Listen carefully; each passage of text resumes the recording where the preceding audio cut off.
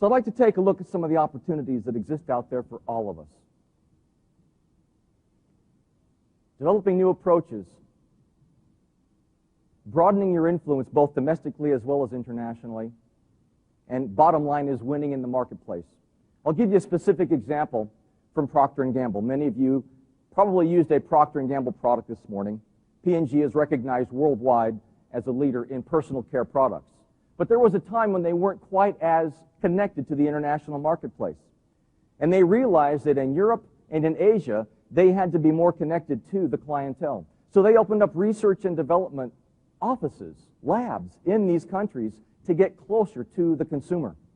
One of the things that they realized in Japan was that the housewives did not like using the liquid detergent or the liquid fabric softener because you'd pour it into the measuring cup, and I know that some of you have used these before. You pour it into the measuring cup and you dump it into the washing machine, and then you'd screw the cap back on the lid on the packaging, and this stuff would glop all over the sides, and they didn't like that.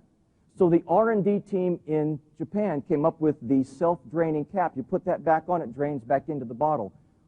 That helped in Japan, it helped in Europe, it helped in the U.S. That's the basic cap that's in all kinds of liquid detergents anymore. Another example was in Europe.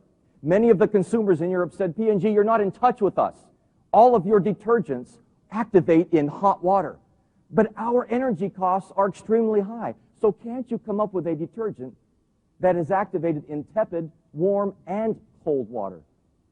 By listening to and trusting their international partners in the R&D offices in Europe, P&G was able to develop all-temperature cheer, which was marketed overseas as a way to save money and save on costs. It was marketed in this country as a way to save the colors on your clothing because cold water wouldn't bleach out the color of your clothing as rapidly as warm or hot water. In order to do these things, we must be willing to walk in the shoes of our clients or of the people we work with. And sometimes walking in the shoes of those people, looking at our business from the other side of the counter, can be a sobering experience.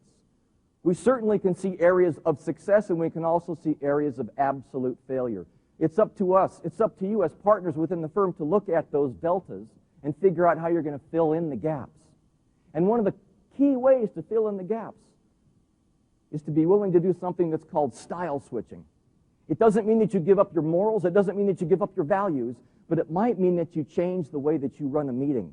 It might mean that you change the way that you conduct a performance review with someone on your team. It might mean that you change the way that you interact with your clients, whether it be the time of day or how often.